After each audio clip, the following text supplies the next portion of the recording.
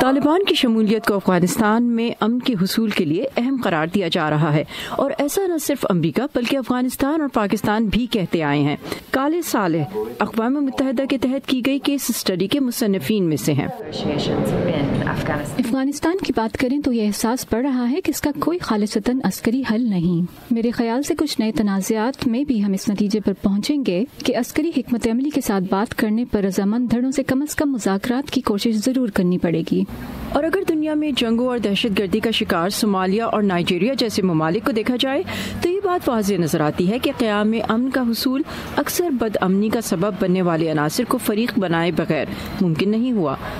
تاہم وانڈا فلبر براؤن کی رائے میں تنازعات اور دہشت گردی میں ملوث مجرمان کی عام معافی کے عمل میں متاثرین کے حقوق اور ان کے ساتھ انصاف کو مد نظر رکھنا ضروری ہے۔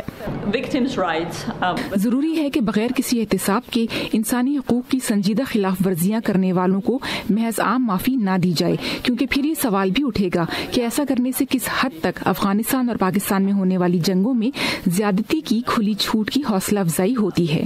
عام معافی کی کئی مثالیں حالیہ جنگوں میں ملتی ہیں، جیسے نائجیریا میں بوکو حرام کو چھوڑنے کے پروگرام کے تحت 800 جنگجوؤں کی عام معافی، صومالیہ میں الشباب کے سابقہ سیکیورٹی چیف زکریا اسماعیل احمد ہرسی کی معافی جو آج صومالیہ کے سیکیورٹی چیف بن چکے ہیں، اور اگر افغانستان کو دیکھیں تو گلبدین حکمت یار کی مثال ہے جو عام معافی کے بعد اب افغانستان کے سیاسی منظرنامے کا حصہ ہیں۔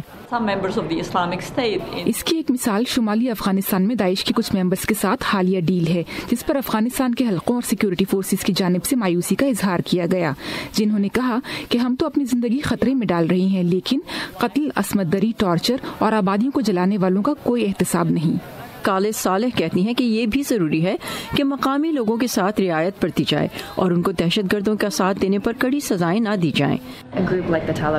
جب طالبان یا داعش کسی علاقے پر قابض ہوتے ہیں تو وہاں کے لوگوں کو زندہ رہنے کے لیے ان کے ساتھ کچھ روابط رکھنے پڑتے ہیں، تو انصاف کرتے وقت ہمیں یہ دھیان میں رکھنا پڑے گا کہ کس طرح یہ گروپس عام لوگوں کا استحصال کرتے ہیں۔ کالے نے مثال دی کہ عراق میں داعش کے ہاتھوں استحصال کا شکار ہونے والی خواتین کو داعش کے زمانے میں پیدا ہونے والے اپنے بچوں کے لیے پیدائش کا سرٹیفکیٹ حاصل کرنے میں مشکلات ہو رہی ہیں، تو ماہرین کہتے ہیں کہ عام عوام اور ایسے عناصر جن کا جرم بڑا نہیں، ضروری ہے کہ ایسے لوگوں کے خلاف انصاف کے عمل کو بہت سخت نہ رکھا جائے اور سزا کی آسان حد مقرر کی جائے، اور یہ بھی ضروری ہے کہ بڑے مجرمان کی عام معافی سے پہلے ان کے ساتھ بھی سزا کی ایسی حد مقرر کی جائے جس کے تحت انصاف کے تقاضے کسی حد تک پورے کیے جا سکیں۔